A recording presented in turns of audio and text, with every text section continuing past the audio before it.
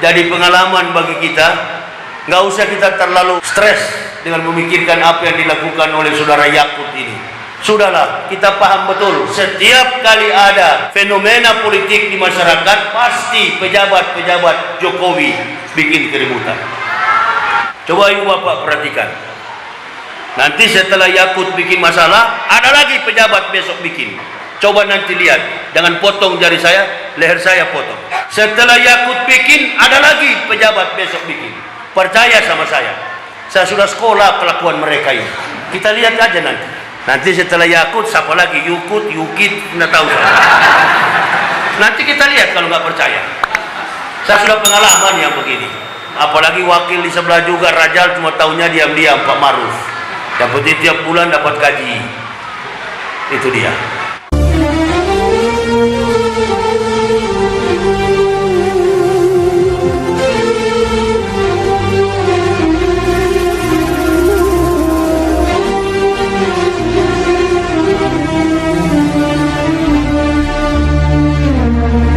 Assalamualaikum warahmatullahi wabarakatuh.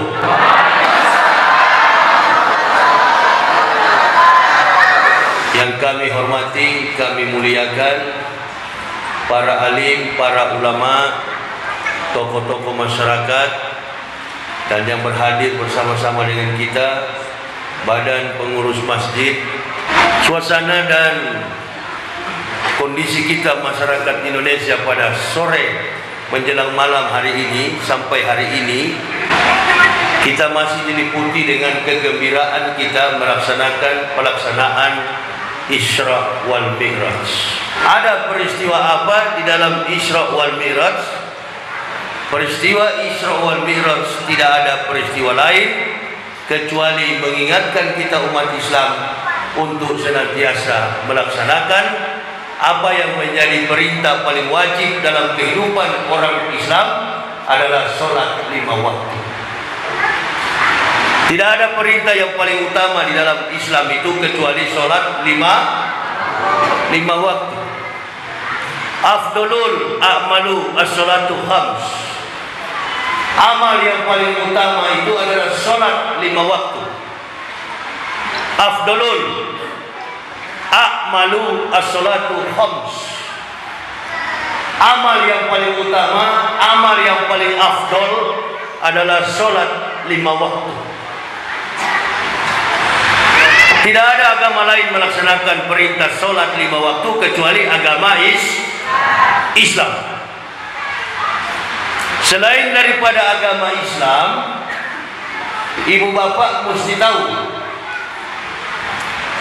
Sekali lagi saya jelaskan, selain daripada agama Islam yang dibawa oleh Nabi kita Muhammad SAW, ada agama-agama yang sudah melaksanakan perintah sholat.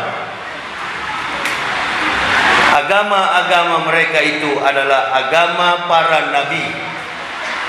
Mulai dari Nabi Adam, Nabi Nuh, Nabi Ibrahim, Qul innani hadani Rabbi ila siratin mustaqim, dinan qiyamah millata Ibrahim hanifah wa makana minal musyrikin, qul aina sholati wa nusuki wa mahyaya wa mamati lillahi rabbil alamin. Masya Allah. Ini yang kita jadikan sebagai landasan dalam pengakuan doa iftitah.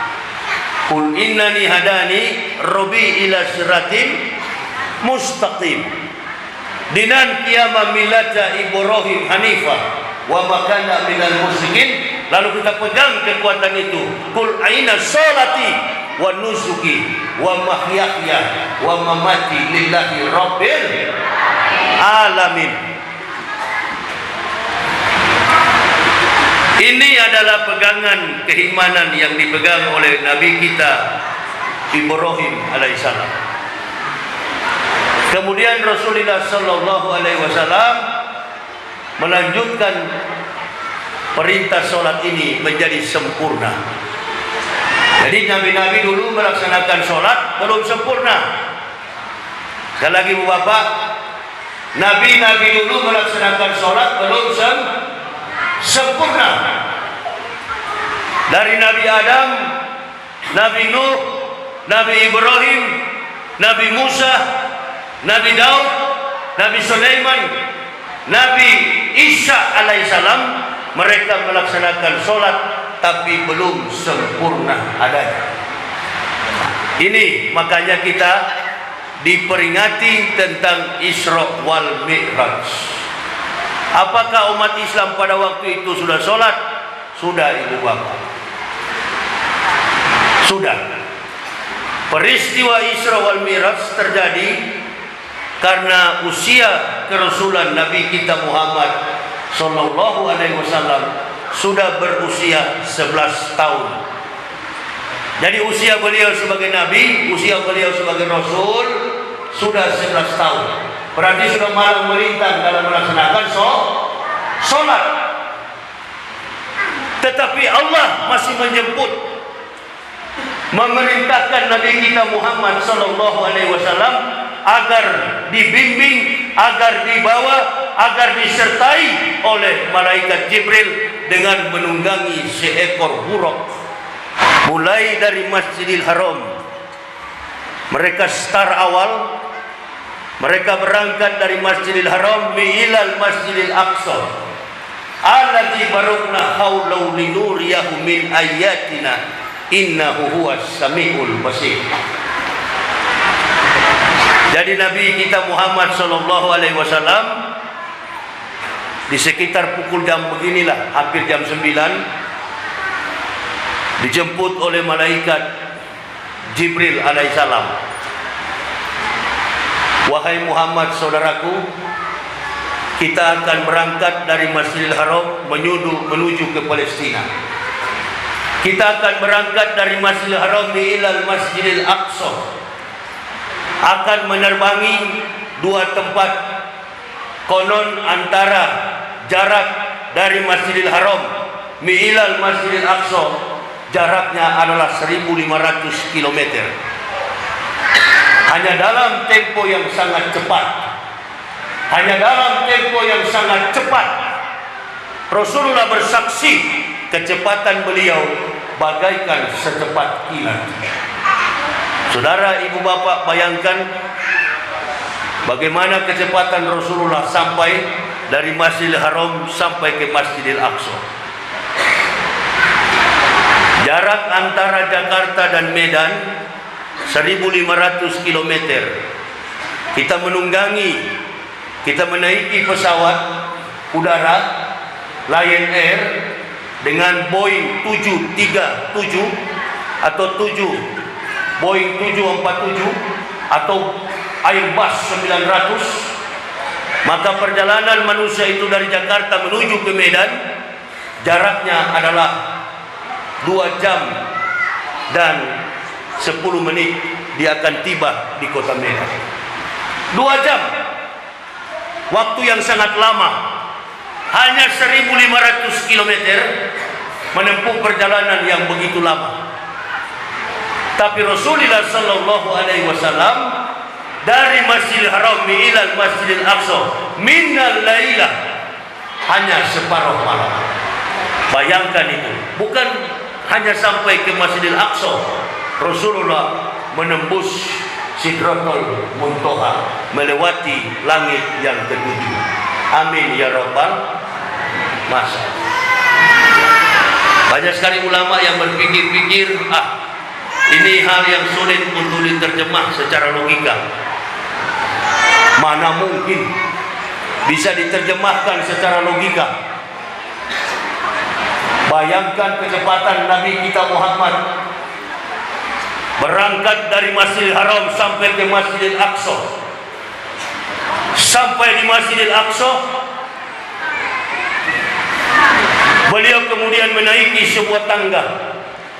Dan sampai hari ini, Dome of the Rock, sekali lagi, batu yang pernah dinaiki oleh Rasulullah, sampai hari ini, Dome of the Rock, batu yang melayang-melayang itu sampai sekarang di sebelah selatan daripada Masjidil Aqsa, batu itu tidak pernah sampai ke bawah tanah. dia terapung-apung di atas tanah, dan masih ada jejak kaki Rasulullah sallallahu alaihi wasallam.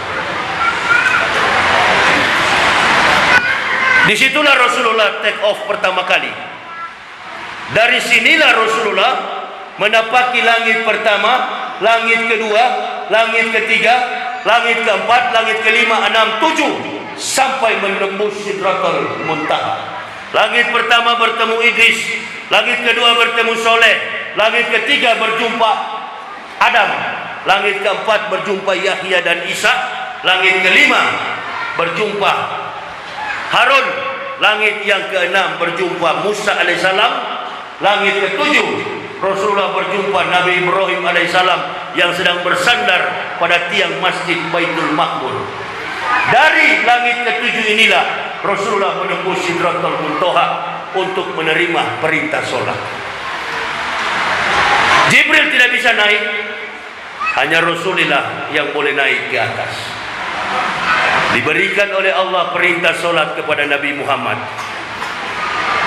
Ini perintah yang harus engkau ajarkan kepada umatmu, wahai Muhammad. Ajarkan kepada umatmu dalam satu hari. Umatmu harus melaksanakan perintah solat dalam sehari 50 waktu dalam satu hari.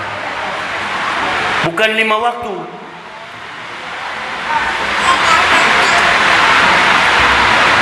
Begitu Rasulullah mendengar perintah 50 waktu, sebagai nabi yang ikhlas, nabi yang sabar, nabi yang betul-betul cinta kepada umatnya, beliau turun dan mengatakan kepada Allah, kami akan mengajarkan perintah 50 waktu dalam sehari kepada umat manusia. Turunlah Rasulullah di langit yang pertama, di langit yang ketujuh sampai langit yang keenam. Ditanya oleh Nabi Musa alaihissalam, berapa rakaat wahai Muhammad yang diberikan Tuhanmu, Allah Tuhanmu, untuk engkau membimbing, mendidik umatmu supaya bisa melaksanakan sholat? Rasulullah katakan 50 waktu dalam satu hari. Kata Nabi Musa, jangankan 50 waktu, satu waktu saya mengajarkan Bani Israel bangsa biadab, jangankan 50 waktu dalam satu hari, satu waktu dalam mengajarkan Bani Israel, tidak ada satupun Bani Israel yang mampu melaksanakan sholat dalam panggilan satu waktu. Apalagi umatmu ini 50 waktu dalam sehari. Minta kepada Allah supaya dikurang-kurangkan 50 waktu menjadi sedikit. Berapa kali Rasulullah bolak-balik minta kepada Allah supaya dikurangkan jumlah rakaatnya, jumlah setiap harinya dikurangkan 10.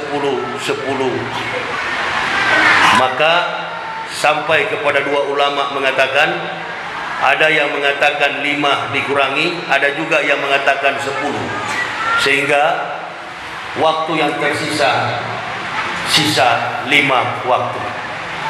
Ditanya oleh Nabi Musa, sudah berapa kali dikurangi wahai Muhammad? Sudah 10 kali dikurangi. Sisa berapa? Sisa 5 waktu. Minta lagi kepada Allah. Umatmu tidak akan mampu melaksanakan sholat 5 waktu. Minta kepada Allah. Saya yakin, kata Musa, umatmu tidak akan mampu wahai Muhammad melaksanakan sholat 5 waktu. Minta kepada Allah dikurangkan 5 waktu. Saya tahu, saya bisa prediksi umatmu tidak akan mampu melaksanakan sholat 5 waktu. Kata Nabi Muhammad, saya sudah malu wahai Musa. Saya sudah malu. Sudah berulang-ulang kali saya naik turun minta dikurangkan. Kalau engkau tidak mau minta dikurangkan wahai Muhammad, maka lihatlah umatmu di Indonesia tidak akan mampu. Dan sudah terbukti. Setiap tahun pasti ada keributan bagi umat Islam. Setiap tahun pasti ada keributan, persoalan tentang sholat 5 waktu. Entah dalam pelaksanaan sholat pasti ribut, entah dalam pelaksanaan fikih pasti ribut. Bahkan baru-baru ini kita mendengar ada seseorang pejabat yang memprotes terkait dengan suara azan, karena ingin mencari muka kepada orang-orang kafir, lalu kemudian memojok-mojokkan saudara muslim dengan alasan azan di masjid. Ini karena Nabi Musa sudah memperingati, memang tidak mampu umatmu wahai Muhammad, enggak akan mampu. Ini perintah yang paling perintah yang paling berat dalam Islam ini adalah solat. Saya, ibu bapak, mohon maaf lahir dan batin, saya orang yang dulunya bukan beragama Islam, dan terus terang saja, kami walaupun dulu bukan beragama Islam, tapi kami tidak pernah anti dengan perintah solat. Bahkan sejak berumur 8 tahun sampai saya berusia dewasa, saya sudah bisa menghafal lafaz, saya sudah bisa mengejah apa yang menjadi tartil di dalam pengucapan lafaz azan, mulai dari azan subuh sampai dengan azan isya. Saya hafal betul, karena di kampung halaman saya di Manado, tetangga saya itu ada beberapa keluarga, 11 keluarga itu beragama Islam, tapi ratusan ribuan orang yang di kampung itu rata-rata Kristen, karena mayoritas agama di Manado itu adalah Kristen. Beda dengan di Medan. Kalau di Medan, di Sumatera Utara, mayoritas penduduk Sumatera Utara itu adalah Muslim. 75% orang-orang yang bermarga, orang-orang Batak yang bermarga itu beragama Islam. Saya sudah sering ceramah di Medan. Jadi jangan ibu bapak salah lalu mengatakan bahwa orang Batak itu agamanya Kristen. Salah itu, salah. Orang yang bermarga di Sumatera Utara, kebanyakan agama mereka adalah Islam. Tapi kalau ibu bapak datang ke kota Manado, tempat kelahiran saya, ibu bapak datang ke Papua, ibu bapak datang ke Ambon, ibu bapak datang ke Ternate, tidak ada provinsi yang paling tulen, yang paling asli mempertahankan keimanan Kristen mereka kecuali suku Manado. Holland Spregen, didikan Belanda. Jadi kami memang dari kecil, mulai dari kecil sekali, dari umur 6 tahun, 5, 6, 7, 8 sampai umur 12 tahun, kami sudah dididik di gereja dengan nama Sondag School, atau istilah kita di masjid apa itu namanya? TPA, tim pengajian Al-Quran. Kalau kita di gereja namanya Sondag School. Jadi memang sudah dididik oleh gereja, oleh Belanda, sampai kepada dewasa disebut dengan katekisasi. Kita diajar tentang doktrin-doktrin gereja. Nah, betapa kuatnya kira-kira orang Kristen Manado mempertahankan keyakinan Kristen. Tidak semudah untuk membalikan telapak tangan orang Manado masuk Islam. Enggak semudah itu. Makanya coba ibu bapak perhatikan, beberapa hari yang lalu ada seorang tokoh yang bebas dari penjara, yang baru-barusan bebas. Dia terlibat kasus korupsi dari Partai Demokrat, dari hutan Pondok Bambu, rutan perempuan, namanya Angelina Sondag. Itu bapaknya adalah seorang profesor, bapaknya adalah seorang rektor Unsrat Universitas Samratulangi Manado. Dia masuk Islam. Dia masuk Islam. Setelah masuk Islam, dia mendapat masalah, dia mendapat musibah, dia masuk penjara, dan dia dipenjarakan berpuluh-puluh tahun, hampir 12 tahun. Adakah Angelina Sondak, Angie, mundur dari kenyataan iman kepada Allah? Subhanallah. Dari sekian banyak wanita yang ada di penjara, tidak ada wanita yang menghafis Quran, yang menghafal Quran, kecuali Angelina Sondak. Bahkan beliau yang menjadi guru mengaji kepada saudara-saudaraku muslim. Nah, inilah kalau orang yang punya pengetahuan ketika mendapatkan hidayah dari Allah. Beda dengan orang yang murtad. Orang yang murtad dari Islam persoalannya cuma dua. Kalau bukan Indomie 1 bungkus, beras 1 liter. Beda.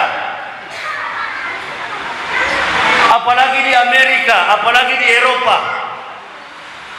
Saya baru keluar dari penjara. Di satu kesempatan saya sering jadi imam di dalam penjara. Bahkan ada beberapa orang yang menjadi imam, jadi khotib, dan saya termasuk khotib di situ karena saya dikenal oleh publik di luar adalah ustaz. Satu ketika datang jamaah lari kepada saya, orang Jawa. Assalamualaikum Kiai. Waalaikumsalam. Ada apa? Ini mau kasih tahu Kiai. Nah, itu ada orang Cina tidak bisa bahasa Indonesia. Ada orang Cina tidak bisa bahasa Indonesia. Ada juga orang Cina tidak bisa bahasa Inggris. Dia hanya bisa bahasa Mandarin. Tapi dia sudah hampir 3 minggu Kiai. Sudah hampir 3 minggu Kiai. Dia ikutan berjamaah bersama-sama jamaah. Oh, luar biasa, saya katakan. Kau tahu dari mana? Ada. Rupa-rupanya jamaah sudah pada tahu. Kita berdialog dengan dia, dia menghindar karena dia tidak bisa bahasa Inggris, juga tidak bisa Indonesia. Dia tidak bisa juga bahasa Indonesia. Inggris pun tidak bisa. Jadi bagaimana caranya supaya dia ini bisa kita bujuk? Kita mau cari tahu kenapa dia sholat. Ditanya-tanya dia tidak mau buka mulut. Pokoknya dia cuma sholat. Datang satu orang tua, datang juga satu orang Cina namanya Jeffrey. Kebetulan jago bahasa Mandarin, dan ditanya, "Kok Jeffrey, tolong tanyakan kenapa dia sholat." Apa jawaban dia? Setiap kali saya sholat,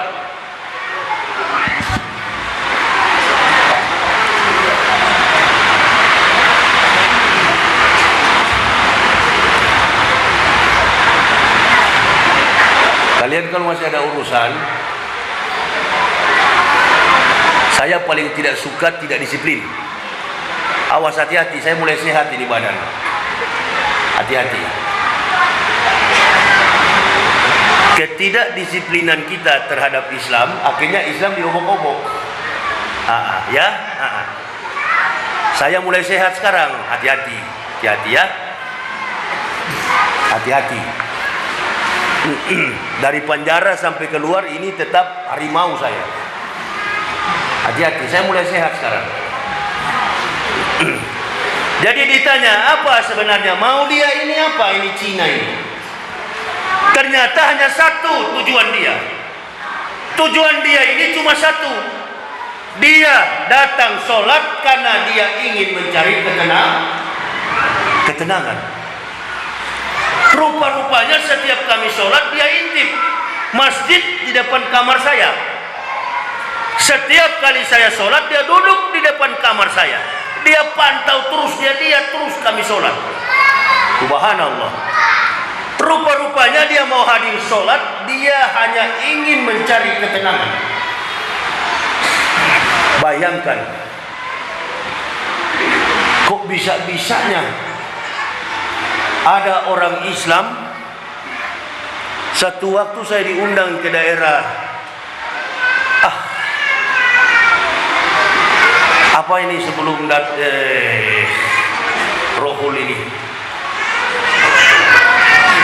masuk ke kebun-kebun di dalam situ. Saya dan suami istri pas kedapatan maghrib, kami sampai ke situ sholat. Orang timbang-timbang itu kelapa sawit, dia timbang-timbang karet, dia timbang sawit. Allahu Akbar, Allahu Akbar. Masjidnya dibangun, warungnya di samping, dia cuma timbang-timbang kelapa sawit. Saya cuma berdoa dalam hati, mudah-mudahan kelapa sawit itu jatuh di kepala, pecah kepalamu itu. Iya. Jadi dia abaikan perintah sholat, dia abaikan beribadah kepada Allah, dan dia mengutamakan mencari bisnis. Ini orang bisnisnya Masya Allah, rekening yang ada, aset yang ada dia. Setelah dia ditangkap di Mabes Polri, aset yang disita ratusan miliar, barang bukti.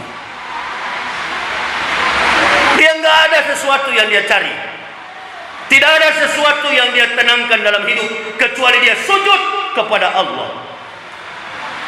Dan ibu bapak perlu tahu, kejadian semacam ini sudah terjadi di Eropa dan Amerika. Qad aflahal mu'minun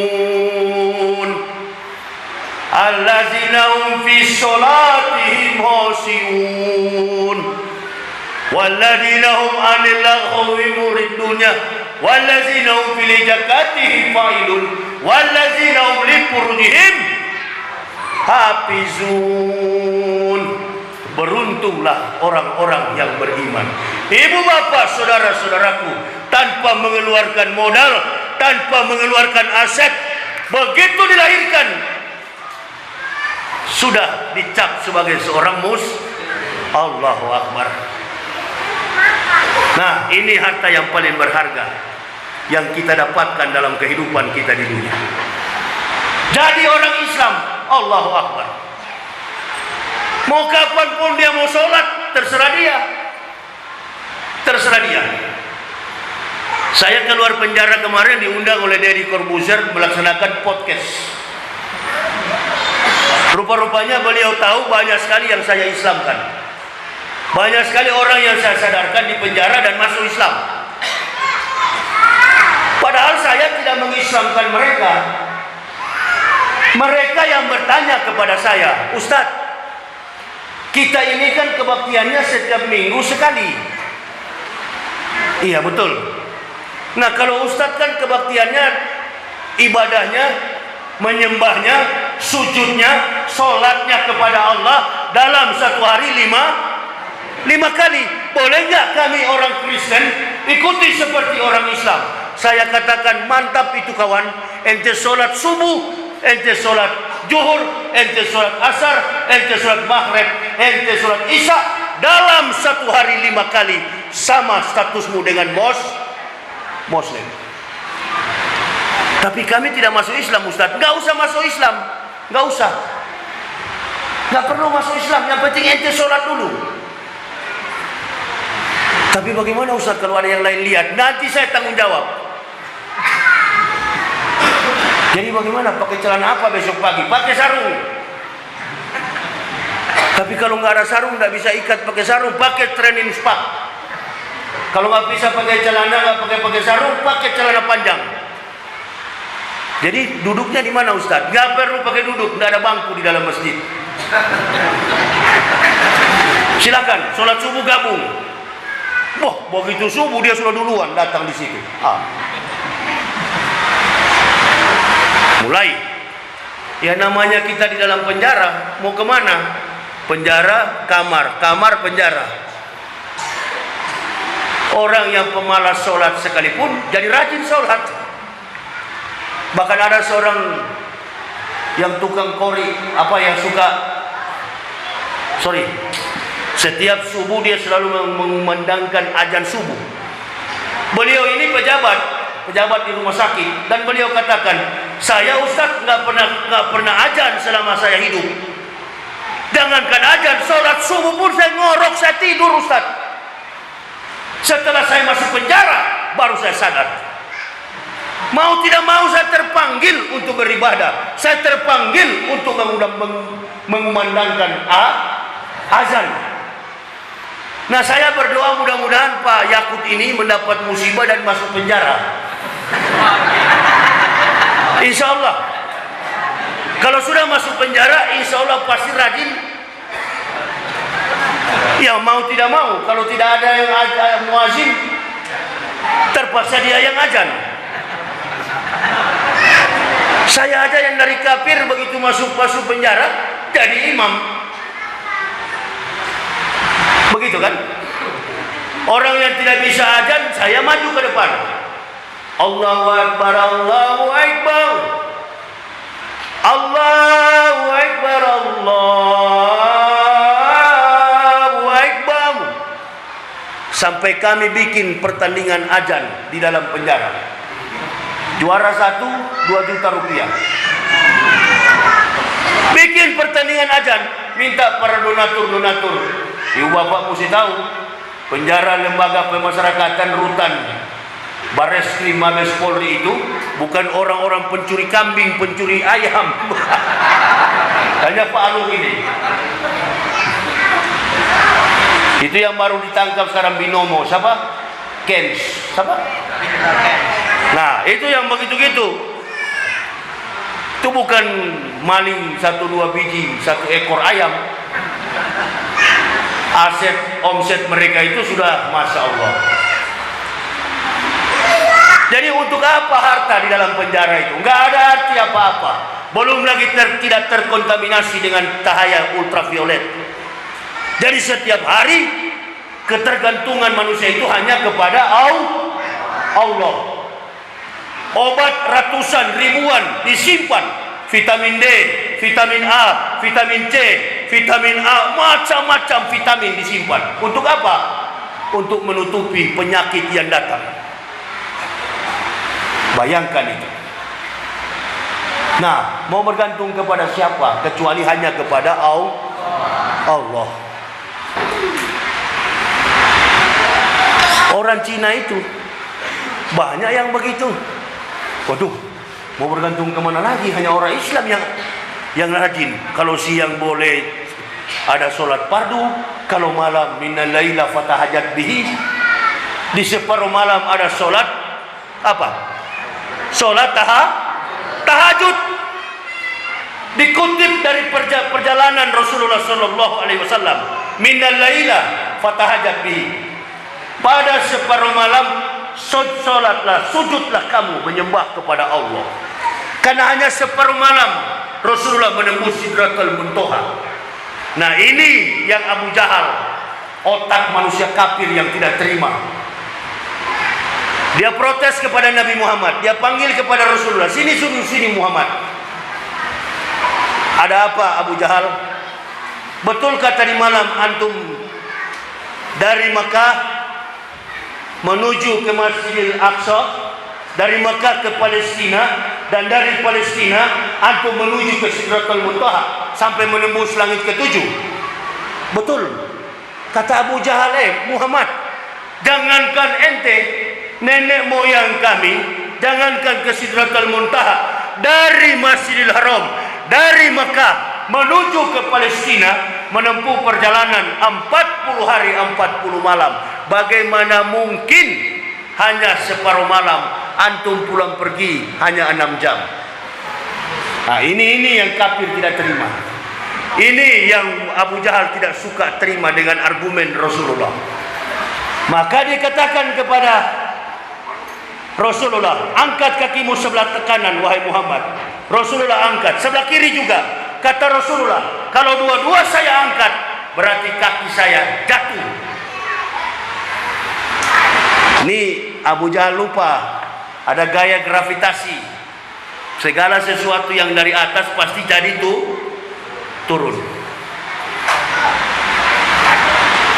Segala sesuatu yang dari atas pasti turun. Rasulullah menyesuaikan standarisasi itu. Segala sesuatu yang dikejarkan, yang dilakukan Allah, aku tidak mengerti, kata Nabi Muhammad. Semua yang melakukan itu adalah Allah. Makanya di dalam firman-Nya dikatakan, Subhanallazi, Maha Suci Allah, isim yang mentasbihkan, mensucikan Allah. Subhanallazi asra bi abdi. Kalau tidak dimulai dengan Subhanallazi, maka percuma apa yang dilakukan oleh Rasulullah. Sampai menembus Sidratul Muntaha, tembus sampai ke bawah. Dan ini orang-orang Barat sudah mengadakan penelitian bahwa kecepatan Rasulullah itu 150.000 km per detik, separuh daripada kecepatan cahaya. Kecepatan cahaya itu 300.000 km per detik, sedangkan Rasulullah kecepatannya 150.000 km per detik. Bayangkan, berarti Rasulullah menempuh perjalanan sampai ke Sidratul Muntaha 6.482.000.000 sekian. 6.400.000.000 sekian. Sampai Rasulullah pulang pergi selama kurang lebih 6 jam.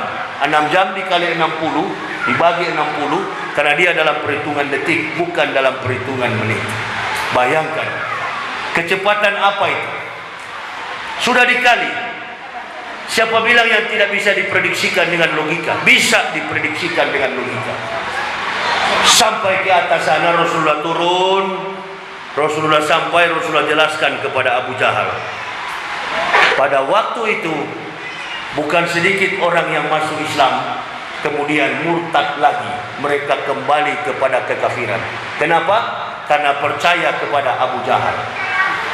Nah, saya juga yakin sekali ini, jangan-jangan ini manuver politik yang ada di negara kita, orang-orang yang tadinya diberi jabatan, mereka mengaku sebagai muslim, ya, mohon maaf, mereka mengaku sebagai muslim,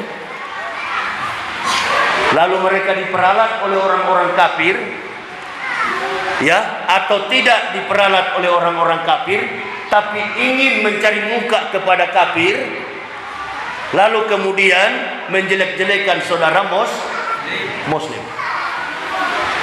Nah, ini meragukan.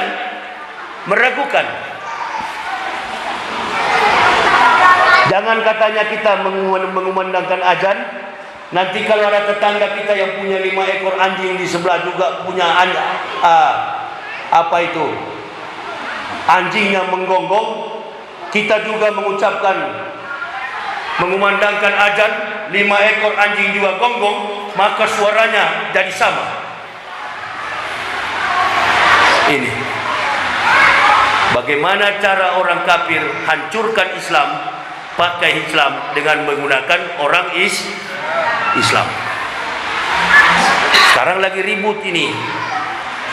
Saya doakan mudah-mudahan bukan kasus azan, bukan kasus apapun, mungkin kasus-kasus korupsi ke depan, iya kan? Baru Yakut. Iya, Yakut kedapatan nyolong uang negara, itu dia. Iya kan? Bukan kasus masalah azan, bukan. Mungkin ke depan ada uang haji atau uang negara dikorupsi dan kemudian ditangkap KPK, masuk penjara di Mabes Polri, insya Allah di dalam penjara jadi rajin dia mengumandangkan azan. Begitu. Itu. Kok jadi begini pejabat kita? Pejabat kita ini jadi rusak begini. Saya orang yang dari kafir masuk Islam, sadar betul begitu saya dan istri dikhitan, kami satu keluarga, saya, istri dan 3 orang anak, kami dikhitan, kami disunat, Baru 3 hari saya disunat, saya sudah minta kepada Ketua MUI untuk segera bawa kami ke masjid. Kami ingin sekali sholat berjamaah di masjid. Karena belum tahu etika di dalam masjid, saya masuk pertama masjid. Begitu masuk pertama di masjid, saya sholat sunatul masjid. Saya sholat sunatul masjid cuma 1 rakaat. Ada yang di samping tegur sama saya, Pak, ya itu sholat apa? Sholat. Ya, sholat apa itu, Pak? Sholat. Kok kenapa cuma 1 kali? Ya, sholat. Jadi beliau ketawai. Rupa-rupanya beliau tahu bahwa saya tidak sempurna melaksanakan sholat sunatul masjid. Karena belum tahu. Nah, kedua kali saya mulai perhatikan. Oh, begini cara sholat. Dalam keadaan yang sakit, dalam keadaan yang sangat perih sekali, usai disunat, saya katakan kepada anak istri saya, mari kita bikin sholat. Kita sholat di rumah. Kamu jadi imam, saya jadi makmum di belakang. Ini istri saya juga kan kebetulan dari kafir.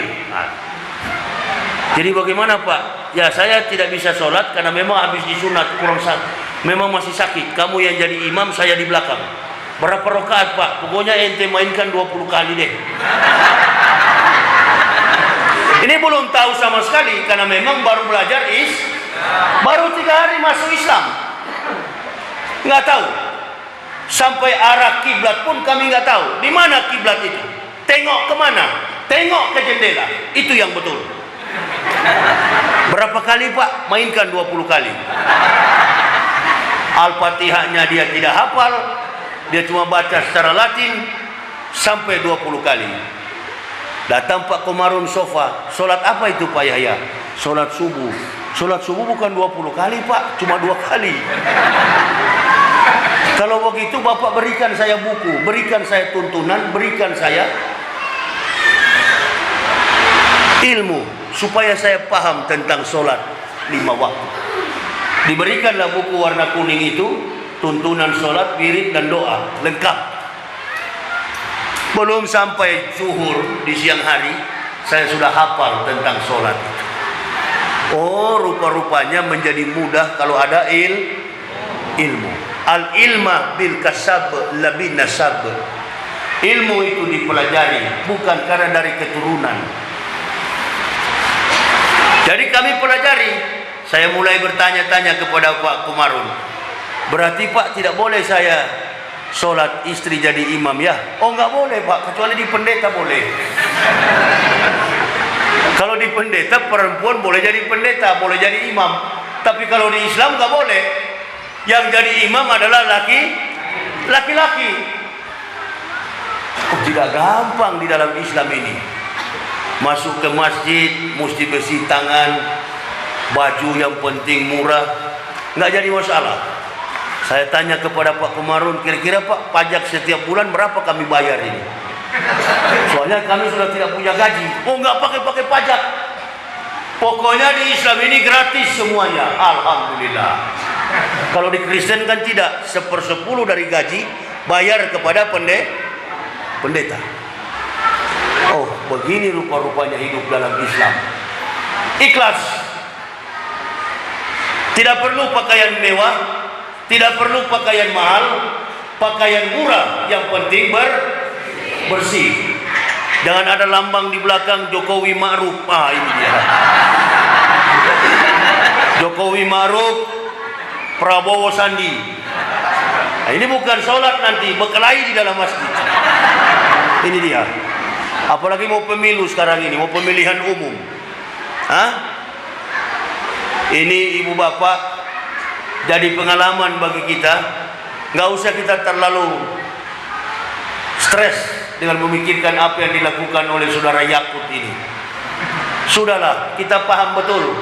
Setiap kali ada fenomena politik di masyarakat, pasti pejabat-pejabat Jokowi bikin keributan. Coba ibu bapak perhatikan. Nanti setelah Yakut bikin masalah, ada lagi pejabat besok bikin. Coba nanti lihat, jangan potong jari saya, leher saya potong. Setelah Yakut bikin, ada lagi pejabat besok bikin. Percaya sama saya sudah sekolah kelakuan mereka ini. Saya sudah sekolah kelakuan mereka. Kenapa? Karena dari awal Jokowi menjabat sampai akhir jabatan beliau, nggak pernah ada bekas kinerja etos yang baik bagi kemajuan publik Indonesia. Kita lihat aja nanti. Nanti setelah Yakut, siapa lagi? Yukit, nggak tahu. Nanti kita lihat kalau nggak percaya. Saya sudah pengalaman yang begini. Sudah pengalaman. Apalagi wakil di sebelah juga, Rajal cuma tahunya diam-diam Pak Maruf. Dapat tiap bulan dapat gaji. Itu dia. Jadi kita masyarakat Indonesia ini bersabar, karena saya dengar-dengar juga pemilu ini akan ditunda. Entah siapa lagi mau jadi presiden, apakah Jokowi mau jadi presiden lagi, wallahu alam. Ya, siapapun jadi presiden, yang penting umat Islam tetap maju ke depan. Umat Islam tetap beribadah, umat Islam tetap menjalin ukhuwah Islamiyah. Beribadah, semangat. Dalam keadaan yang bagaimanapun, saya dalam kondisi sakit. Begitu keluar dari penjara, tidak bisa ngomong, tidak bisa bicara. Susah untuk berbicara. Ayat-ayat suci Al-Quran di dalam penjara saya hafal. Semua saya hafal. Hadis Quran saya hafal. Begitu satu hari mau bebas, lupa semuanya, tidak tahu kemana. IQ saya, pikiran saya, imajinasi saya, memori saya di kepala saya hilang semuanya. Bahkan beberapa hari yang lalu dalam menyampaikan dakwah, risalah dakwah pun bingung saya, apa yang saya sebut ini. Istri saya waktu menjemput saya dari penjara bawa ke rumah, nggak tahu saya di mana alamat rumah saya, nggak tahu saya Pak, nggak tahu. Selama kurang lebih 4 hari 4 malam bingung saya, nggak tahu di mana rumah saya. Maka datanglah seorang tokoh ulama namanya Yusuf Mansur. Beliau datang kepada saya, padahal saya pernah menghantam beliau karena ceramah dengan ibu-ibu. Saya tidak pernah ada niat untuk menjatuhkan seorang ulama. Beliau adalah ulama, urusan persoalan di beliau dengan masyarakat saya nggak tahu benar. Yang penting beliau menjemput saya, membawa saya ke rumah. Bahkan menurut istri saya, yang menyuapi saya makan itu adalah Yusuf Mansur. Saya sudah nggak tahu diri saya. Sepatu sudah nggak punya, celana, pokoknya baju sudah buka, nggak tahu kemana saya. Sampai Ustaz Yusuf Mansur mengatakan, pokoknya Ustaz Yahya sudah hilang lah, nggak tahu kemana. Itu ibu bapak. Tapi karena kebaikan pertolongan Allah Subhanahu wa Ta'ala, bayangkan detik-detik terakhir, tinggal hitung 3 jam saya bebas. Tiba-tiba saya tidak bisa bicara, saya tidak kenal kepala rutan, saya tidak kenal siapapun yang ada di dalam penjara. Ada skenario apa kira-kira itu? Apa maksud Allah terhadap saya? Enggak.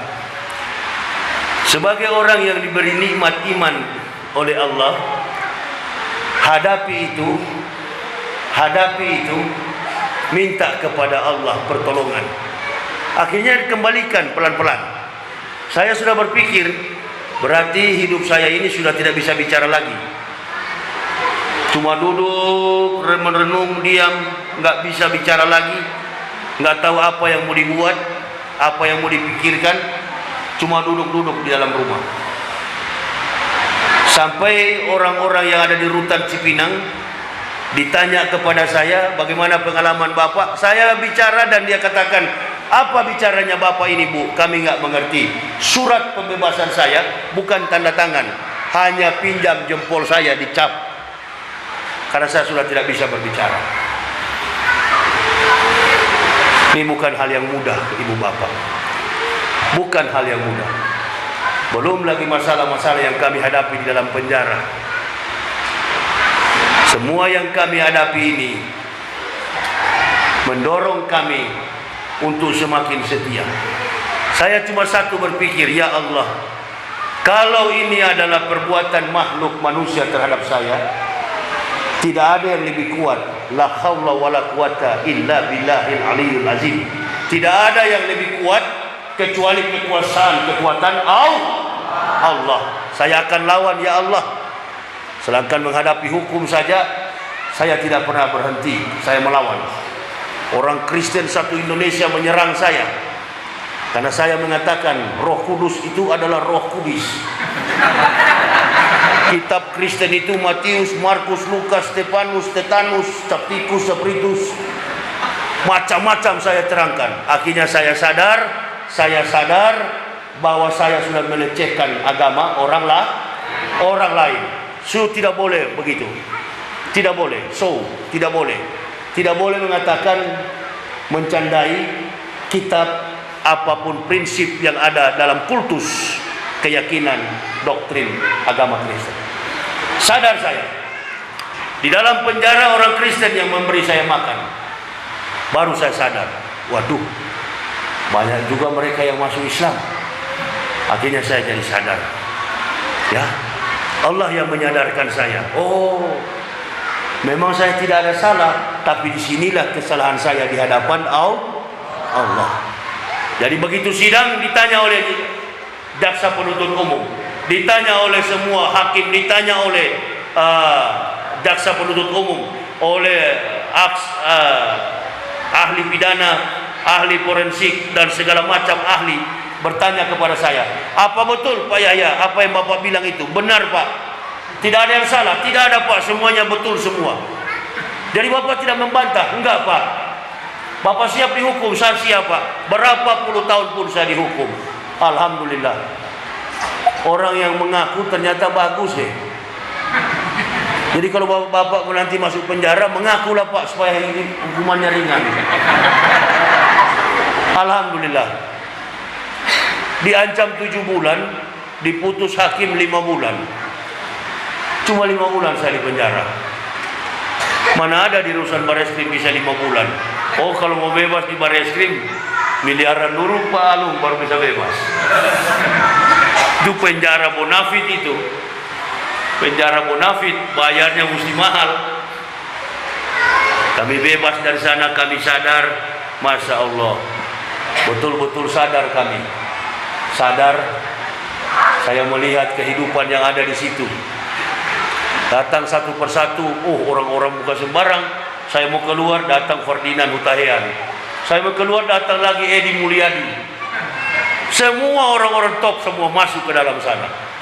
Entah siapa lagi yang datang. Mudah-mudahan Ngabalin, Kibulin juga masuk itu. Iya, pasti akan rasa semua itu.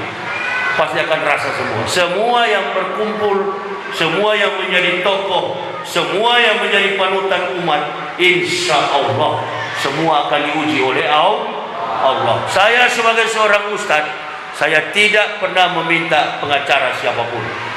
Dikasih pengacara saya tolak, dari polisi saya tolak, bahkan dari jaksa agung akan memberikan pengacara, saya juga tolak.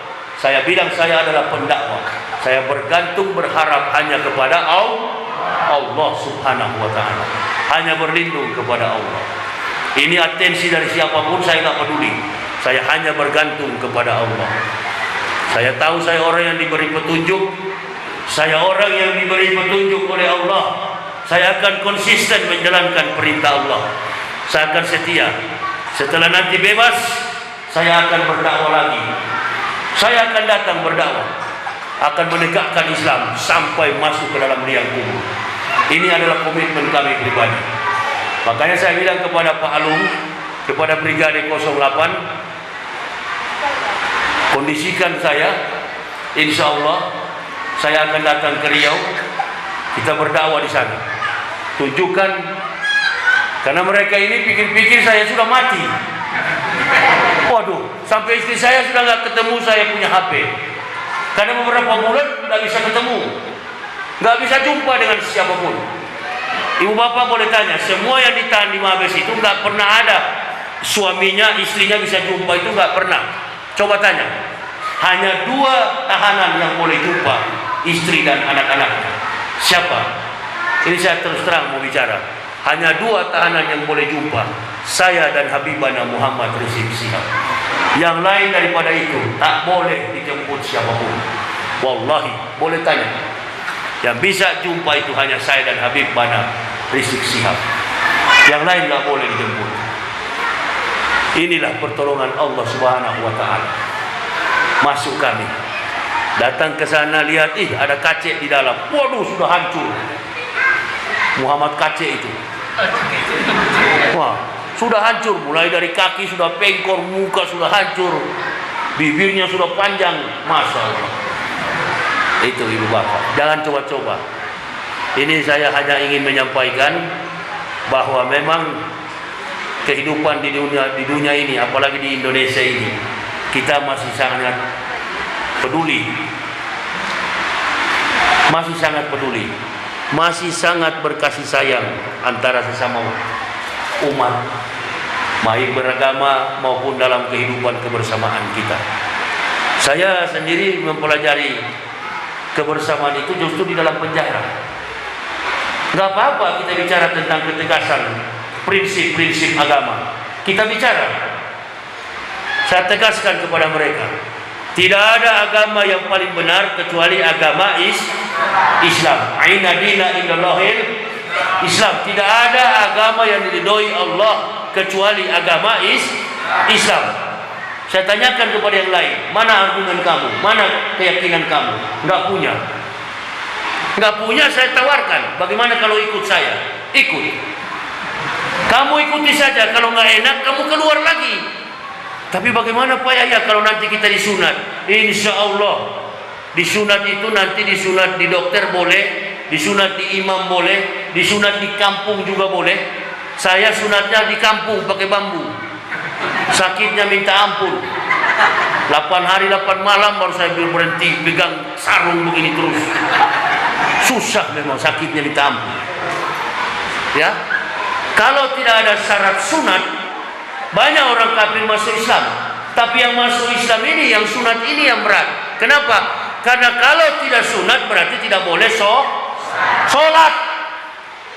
Itu dia. Jadi tidak mudah Pak Yakut. Tidak mudah kita melepaskan azan itu. Sampai ada seorang pemuda, sampai ada seorang yang mengawal Rasulullah, setia di samping kanan Rasulullah. Akhirnya beliau menjadi korban, dibantai, dihabisi oleh kaum Quraisy. Kenapa? Hanya karena memanggil orang beribadah. Hayya lis-shalah, hayya 'alal falah. Siapa dia? Bilal bin Rabah. Mati dalam keadaan yang sadis. Sampai dihajar dengan batu, kepalanya hancur. Hanya karena berserah diri mempertahankan keimanan Islam di atas pengakuan azan di hadapan Allah. Nah ini, jadi tolong dihargai itu, tolong dihargai. Karena semua yang kita sampaikan dalam lapas itu adalah nama Allah. Itu dihargai ibu bapak. Ini bukan hal yang mudah. Hati-hati. Kalau orang sudah mencela tentang azan, tunggu aja, lama atau cepat, insya Allah pasti akan kena itu. Yakin saya, lama atau cepat pasti akan kena. Kalau saya memang dulu di kafir memang belum tahu apa-apa. Saya hafal dari kecil, saya hafal Quran, hafal tentang azan. Bahkan ada orang Islam saya tanya, kamu hafal nggak azan? Dia bilang nggak hafal. Saya hafal. Coba kamu sampaikan azan kalau kamu hafal. Saya sampaikan Allahu Akbar di dalam kelas. Loh, kok bisa kamu? Bisa. Padahal saya beragama Kristen, dia Islam tidak bisa. Nah, coba bayangkan itu. Ini bayangkan. Jadi ibu bapak, belum tentu orang kafir di luar sana, belum tentu semua orang kafir di luar sana benci kepada azan. Ada juga yang cinta kepada azan. Ada, bahkan ada yang masuk Islam karena mendengar azan. Ada, tertarik dengan azan. Di dalam penjara Bareskrim pun ada seorang Cina kaya. Dia paling tidak suka kalau subuh hari dengar azan itu yang menyampaikannya ada seorang laki-laki muda. Cara menyampaikan azannya kasar. Tapi ketika ada seseorang tua yang menyampaikan azan dengan lembut, dia paling senang mendengar azan. Nah, ini kiblat. Ini adalah petunjuk arah bagaimana dia mendekatkan diri kepada Allah. Diantar pelan-pelan. Ada yang mendekatkan diri karena pengetahuan sains, teknologi. Ada juga yang mendekatkan diri mendapat hidayah karena mendapatkan azan. Nah, saya mau sarankan kepada pejabat-pejabat kita, termasuk Pak Yakut dan semua pejabat-pejabat Jokowi ini, tolong jangan menghina-hina azan.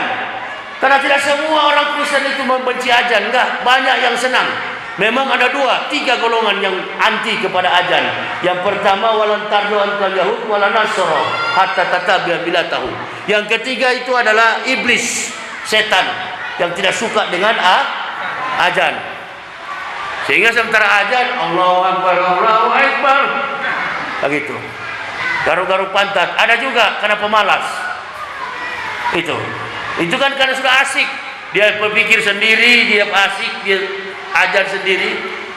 Dia kira nggak ada orang lihat. Sambil garuk-garuk pantat. Allahu Akbar, Allahu Akbar. Nggak pernah saya lihat, Bu. Pernah saya lihat. Begitu habis ajar saya bilang, kawan, ente kalau masih mengantuk, bobo aja dulu lah.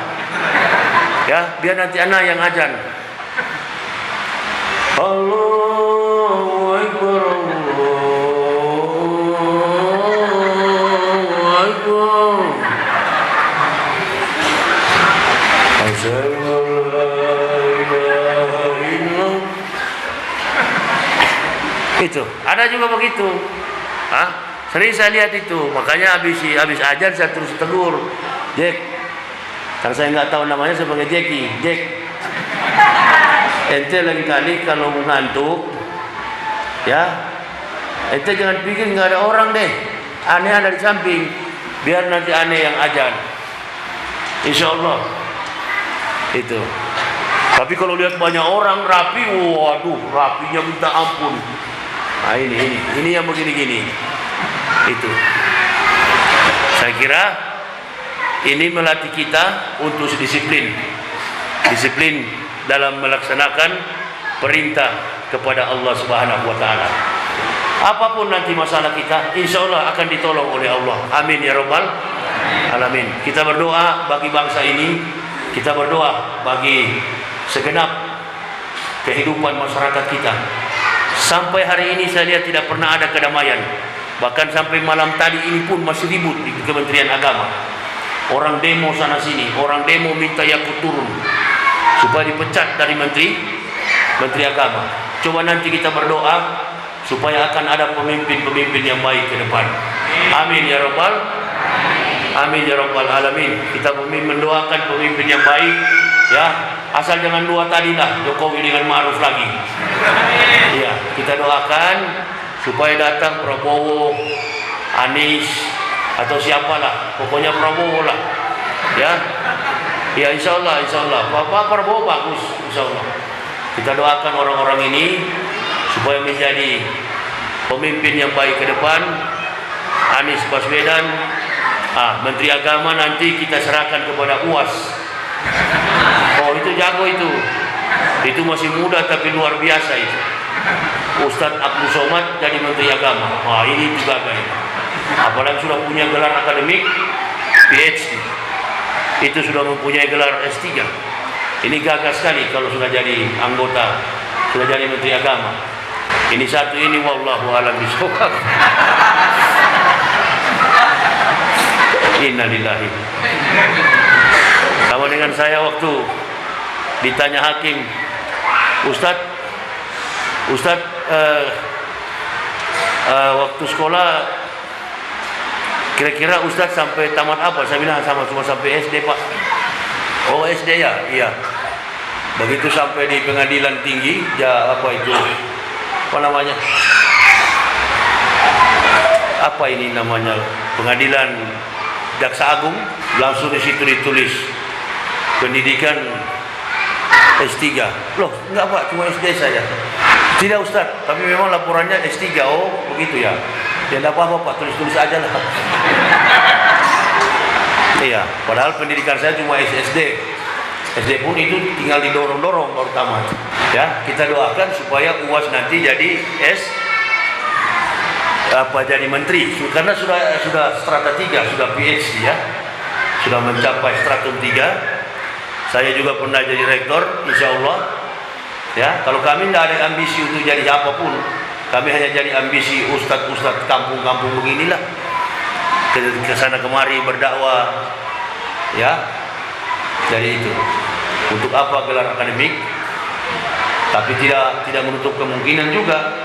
Ini abad 21, kemampuan seorang pemikir, kemampuan seorang pejabat harus diuji dengan kemampuan akademik, kemampuan sosiokultur, kemampuan teologis, kemampuan kemapanan administrasi, dan lain sebagainya. Nah, itulah yang dimiliki oleh UAS Ustadz Abdul Somad. Syarat dalam kemampuan pemahaman agama. Cocok sekali kalau jadi menteri agama. Tapi kalau ke MUI dia tidak cocok, karena itu sarana politik di situ. Kalau yang jadi MUI itu cocoknya yang mesti memang kaliber jago dalam soal-soal seperti Habibana Rizik Syihab. Nah itu cocok itu. Nah itu dia bagus sekali kalau jadi Ketua Majelis Ulama Indonesia. Insya Allah kita doakan bersama-sama ya. Kita doakan supaya ke depan Islam akan jadi bagus. Dan tidak usah saling menyakiti, saling membunuh, saling apa. Biarkan orang-orang yang tadinya mencelakai kami, mempenjarakan kami, nggak apa-apa, ya. Semua kita serahkan kepada Allah. Itu. Ini. Nah satu ini kan kita nggak tahu. Orang-orang ribut sekarang cari tahu. Sarjananya dari mana? Ada sarjananya nggak ada. Sarjananya dari mana? Nah tamatannya cuma SMA. Dia bukan output sarjana. Ini kemampuan untuk melahirkan, menelurkan kredibilitas dalam kompleks permasalahan publik sangat berat. Maka dibutuhkan orang-orang yang punya kemampuan. Kita berdoa agar Pak Jokowi sampai semua pejabat-pejabat beliau di 2024 turun dengan baik. Turun dengan baik, ada presiden-presiden yang lebih baik ke depan. Presiden dan wakil presiden, menteri-menteri yang lebih baik ke depan. Orang tua-tua nggak usah jadi wakil presiden. Ya, termasuk Maruf Amin itu. Nah, duduk rapat-rapat dia jadi MUI. Itu, ya. Tapi kalau sudah rusak begitu, sekali rusak tetap rusak. Nah, ini Ibu Bapak, jaga anak-anak kita. Kalau sudah rusak, pasti rusak. Ya, kalau sudah rusak pasti rusak. Jaga kredibilitas, jaga wibawa kita sebagai ulama. Saya kira Ibu Bapak ini yang bisa saya sampaikan. Mudah-mudahan apa yang kami sampaikan ini memberikan motivasi kepada kita semua. Insya Allah di lain waktu kita jumpa lagi. Mudah-mudahan nanti kalau di bulan Ramadan, Insya Allah Ramadan, kalau saya masih berkeliling, apa itu namanya? Safari dakwah. Insya Allah kita isi lagi di sini. Kita sama-sama sholat. Apa namanya? Tarawih. Tapi jangan 20 rakaat, 8 rakaat sudah cukup. 8 rakaat. Nanti saya dengan istri akan ikut sama-sama tarawih. Mungkin sini 5 jadwal, di Padang 5 jadwal. Kami akan selalu keliling. Karena kalau saya di rumah, terus terang aja Ibu Bapak, saya di rumah pasti saya bisu. Itu dia. Kalau saya di rumah pasti saya diganggu-ganggu oleh setan. Jadi pasti saya diganggu-ganggu. Pasti saya akan dikerja-kerjain. Jadi saya harus keliling kemana-mana berdakwah. Dengan begitu saya kesibukan, alhamdulillah saya jadi sehat. Ini istri saya sudah agak alhamdulillah berhenti ngurut saya. Biasanya injak di belakang, lari keliling kompleks, dikawal seperti orang gila saya. Padahal tidak gila, karena memang begitu. Dianggap sudah gila saya di kompleks itu. Jadi saya kira itu Ibu Bapak ya. Insya Allah nanti bulan April kita jumpa lagi di lain waktu. Kita akan berbicara tentang peran sholat dan sekaligus rahasia kitab samawi diturunkan pada bulan Ramadan. Saya kira ini yang bisa saya sampaikan. Usikum wa nafsi bitaqwallah. La ilaha illa huwa 'alallahi falyatawakkalul mu'minun. Wassalamualaikum warahmatullahi wabarakatuh.